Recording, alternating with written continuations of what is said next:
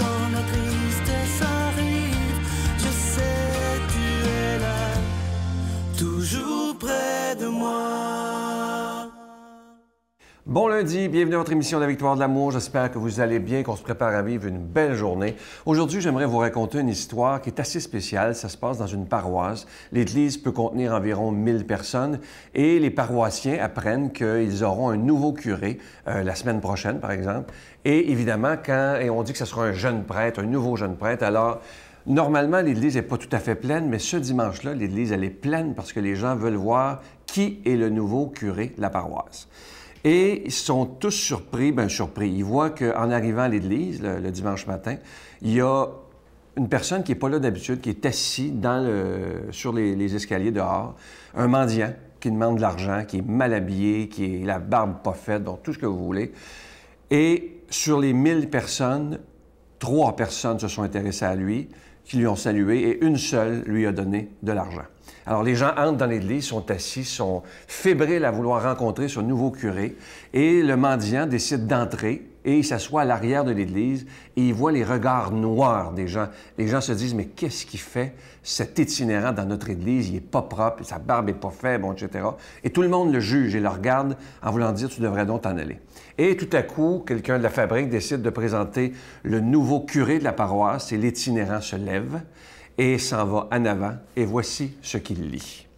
« Alors le roi dira à ceux qui seront à sa droite, « Venez, vous qui êtes bénis de mon Père, prenez possession du royaume qui vous a été préparé dès la fondation du monde.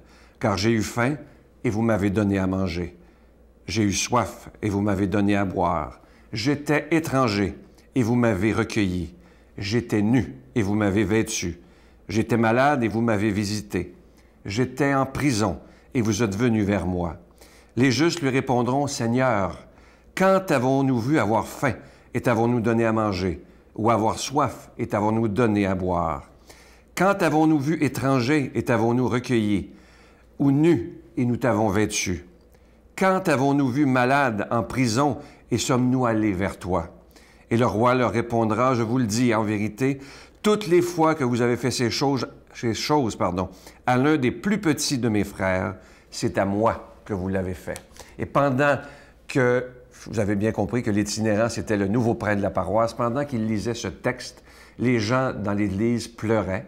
Certains avaient très honte parce qu'ils s'apercevaient finalement qu'ils n'avaient rien compris du message de Jésus. C'est facile de s'asseoir et d'écouter des paroles de Dieu, mais si on ne les met pas en pratique dans notre vie, ça ne change absolument rien. Et surtout, ça ne change pas notre vie, mais ça ne donne pas de résultat non plus. Tu sais, si on s'assoit à l'église, ou même si vous êtes en train de nous écouter et que vous écoutez la parole de Dieu dans quelques minutes, mais que ça ne change rien dans nos vies, bien, ça ne donne rien. Et ce prêtre-là a été extraordinaire de faire ça pour montrer à quel point parfois nous, et je m'inclus là-dedans, on est des hypocrites parce que on fait semblant, on fait nos prières, bon, mais dès que quelqu'un nous dérange, qui n'est pas comme on voudrait, comme cet itinérant, là, c'est drôle, hein? On le regarde de travers, on juge. Et un jour, je me souviens, Monseigneur Jacques Gaillot de Paris m'avait raconté qu'un jour, il s'en allait à l'église et il y avait l'adoration du Saint-Sacrement dans une petite église. Et à l'entrée, il y avait beaucoup, justement, d'itinérants, des gens qui n'ont pas de papier, des sans-papiers, des immigrants. Et les gens entraient dans l'église en disant, ça se peut-tu que ces gens-là osent venir s'installer ici? Ils nous dérangent pendant qu'on va faire notre prière. Et Monseigneur Gaillot s'était choqué à l'extérieur en disant, Jésus est aussi et d'abord dans ces immigrants, dans ces gens sans papier, et vous osez les regarder de haut. Alors maintenant, quand on verra quelqu'un qui n'est pas comme nous, qui souffre, disons-nous que c'est Jésus lui-même. Notre Père qui es aux cieux, que ton nom soit sanctifié, que ton règne vienne, que ta volonté soit faite sur la terre comme au ciel. Donne-nous aujourd'hui notre pain de ce jour. Pardonne-nous nos offenses comme nous pardonnons à ceux qui nous ont offensés. Ne nous laisse pas entrer en tentation, mais délivre-nous du mal, car c'est à toi qu'appartient le règne, la puissance et la gloire pour les siècles des siècles. Amen. Je continuerai à croire, même si tout le monde perd espoir. Je continuerai à aimer, même si les autres parlent de haine. Je continuerai à construire, même si les autres détruisent. Je continuerai à parler de paix, même au milieu d'une guerre. Je dessinerai des sourires sur des visages en larmes et je tendrai les bras à ceux qui se sentent épuisés. Oui, je continuerai à croire. Je prends quelques instants pour solliciter votre aide pour le ministère de la Victoire de l'Amour. Vous savez qu'avec tout don de 25 $, on vous envoie un cadeau. C'est une façon à nous de vous remercier. C'est très symbolique. Et vous savez que si cette émission existe, c'est grâce à des milliers et des milliers de personnes qui ont décidé de dire, pour moi, c'est important, l'annonce de la parole de Dieu. Et je donne un petit peu à tous les mois afin que le message de Jésus soit annoncé, le message du Prince de la paix. Ce mois-ci, une belle exclusivité. Il s'agit d'un pendentif, le pendentif de la rose mystique. Il est orné d'une croix avec des zircons. Et cette fois-ci, ça inclut la chaîne et le pendentif. Il est déjà béni. Je vous rappelle que c'est avec un don de 25 $. Et si vous en voulez deux, avec un don de 40 $. Je vous donne l'adresse. La Victoire de l'Amour, casier postal 120, succursale Boucherville à Boucherville, le J4B 5E6. Je vous la redonne. La Victoire de l'Amour, casier postal 120, succursale Boucherville à Boucherville, le J4B 5E6. Également par téléphone, par carte de crédit du lundi au vendredi, de 8h30 à 16h30 dans le 514-523-4433, 523-4433 ou sans frais, le 1-888-811-9291, 1-888-811-9291 et aussi sur notre site Internet, le www.lavictoiredelamour.org. Et je vous rappelle évidemment ce pendentif de la rose mystique orné d'une croix avec zircon. Et cette fois-ci, ça inclut la chaîne. Merci de tout cœur de votre grande générosité parce que si vous n'étiez pas là pour aider la Victoire d'amour, évidemment, cette émission ne pourrait pas continuer. Imaginez, ça fait plus de 23 ans qu'ensemble, nous annonçons la parole de Dieu. Merci de donner des mains à la Providence.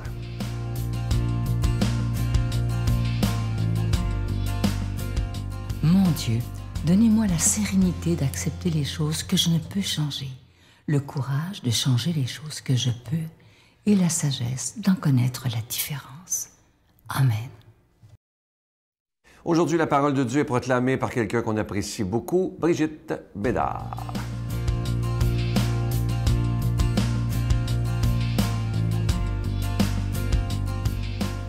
Bonjour à tous, bon matin. On est encore dans le temps de Pâques et Jésus est ressuscité. J'espère qu'il est ressuscité pour vous, sinon notre foi, elle n'a pas lieu d'être. Puis j'espère que à chaque jour, vous vivez en ressuscité. Aujourd'hui, le Seigneur vient nous parler du combat spirituel qu'on doit mener chaque jour, parce que ce n'est pas fini. La résurrection n'a pas tout réglé. Quand viendra le défenseur, que je vous enverrai d'auprès du Père, lui, l'Esprit de vérité, qui procède du Père, il rendra témoignage en ma faveur. Et vous aussi, vous allez rendre témoignage, car vous êtes avec moi depuis le commencement. Je vous parle ainsi pour que vous ne soyez pas scandalisés. On vous exclura des assemblées. Bien plus, l'heure vient où tous ceux qui vous tueront s'imagineront qu'ils rendent un culte à Dieu. Ils feront cela parce qu'ils n'ont connu ni le Père ni moi. Eh bien, voici pourquoi je vous dis cela. Quand l'heure sera venue, vous vous souviendrez que je vous l'avais dit. Je ne vous l'ai pas dit dès le commencement, parce que j'étais avec vous. Acclamons la parole de Dieu. Louange à toi, Seigneur Jésus. J'ai le goût de faire, bien sûr, on pourrait faire un lien avec cette parole et celui du combat spirituel dont Saint Paul nous parle dans sa lettre aux Éphésiens, chapitre 6, versets 10 à 17. Je le connais par cœur, maintenant le numéro, la référence, je ne connais pas le texte par cœur, mais c'est un texte que je lis tous les jours. Je vous en avais déjà parlé lors d'une chronique où je vous demandais comment vous vous habillez le matin. Est-ce que vous revêtez l'armure de Dieu? Parce que ce que Jésus nous dit aujourd'hui dans l'Évangile, c'est qu'on doit être prêt à se battre Mais on ne se bat pas contre nos frères et sœurs. On dirait que c'est nos frères et sœurs avec qui on se bat. Mais en fait, on se bat contre des principautés, contre le malin, contre les forces des ténèbres. Et cette lettre aux Éphésiens, chapitre 6, versets 10 à 17, je vous le lis pour que vous saisissiez bien combien tout est là. Tout est là pour le bon combat, le combat spirituel. Pour finir, armez-vous de force dans le Seigneur, de sa force toute puissante. Revêtez l'armure de Dieu pour être en état de tenir face aux manœuvres du diable.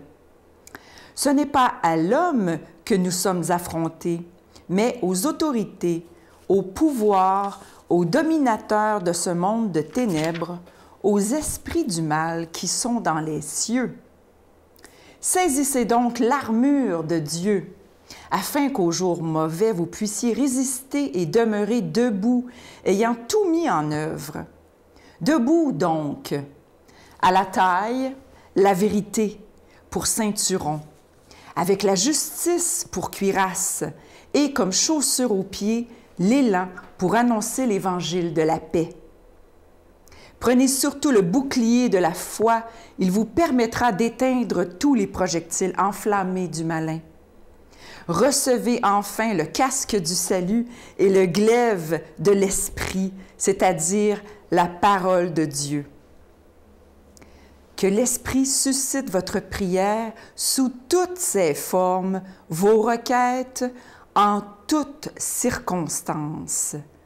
Employez vos veilles à une infatigable intercession pour tous les saints. Wow! Toutes vos veilles. Donc, ça veut dire tous les moments de prière, à chaque instant du jour. J'aime beaucoup prier quand je cuisine. Chaque instant du jour, on peut intercéder. On peut demander à l'Esprit Saint de venir nous assister dans ce qu'on s'apprête à faire, dans une conversation qu'on veut avoir avec un ado, un enfant ou un supérieur au travail. On peut toujours demander à l'Esprit Saint de venir nous assister. Et c'est surprenant, quand on demande à l'Esprit Saint de venir nous assister, c'est surprenant comment on dirait que le chemin s'aplanit.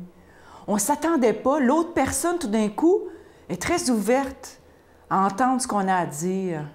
Il y a comme une attitude qui change. Peut-être que c'est notre attitude qui change aussi.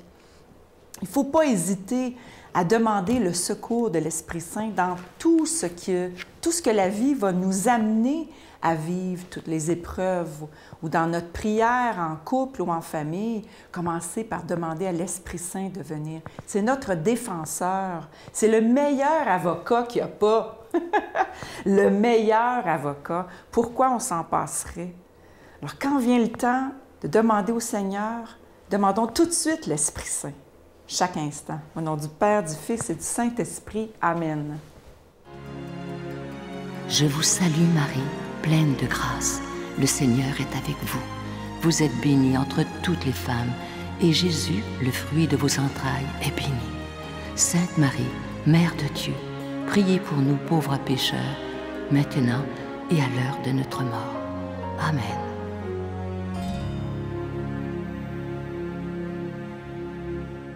Avant de vous quitter, je vais vous laisser avec une belle pensée qui dit ceci, c'est tellement beau. Tu veux savoir si tu es riche? Commence par compter tout ce que tu as déjà dans ta vie et qui n'a pas de prix. Je vous souhaite une très, très belle journée et comme d'habitude, soyons dans la gratitude. À demain. Bye. Je me suis dit, je ne suis pas plus folle qu'un autre. Je vais demander de l'aide. Puis quand on va vendre la grosse maison dans laquelle on habite, je rembourserai s'il faut. Alors, j'ai pris rendez-vous au bien-être social. Ça, j'en revenais pas quand j'ai vu ça. Je suis tombé, moi. J'en revenais pas moi-même. Ça prend énormément d'humilité. Exactement. Mais beaucoup d'amour aussi.